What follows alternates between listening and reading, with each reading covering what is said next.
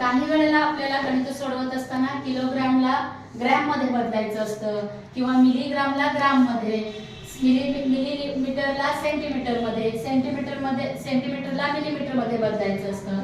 तर ते एक एक एकक आपल्याला पाठ करणं शक्य होत नाही. मग त्याच्यासाठी आपण अशा पद्धतीने ते करायचं. डाव्या बाजूला आधी मिली हा शब्द लिहायचा. मिली, सेंटी, डेसी, ग्राम, डेका, हेक्टो, किलोग्राम.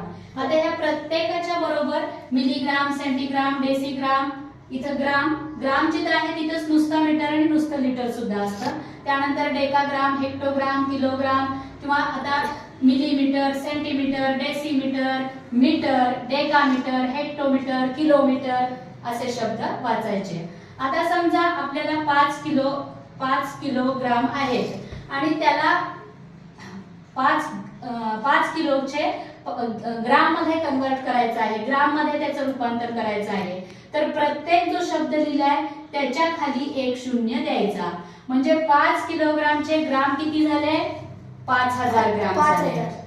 5 किलोचे 5000 ग्राम झाले.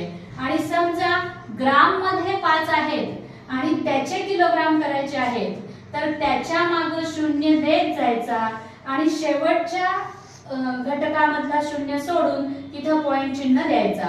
म्हणजे 5 ग्रामचे किलोग्राम झाले 0.0005 ग्राम.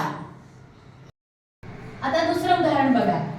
आता 3 सेंटीमीटर आहे आणि 3 सेंटीमीटरला मिलीमीटर मध्ये आपल्याला बदलायचं आहे, कन्वर्ट करायचं आहे.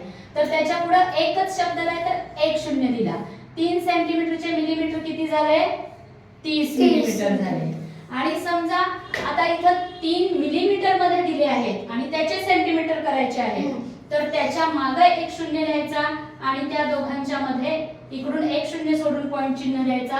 म्हणजे 3 मिलीमीटरचे सेंटीमीटर झाले 0.3 सेंटीमीटर.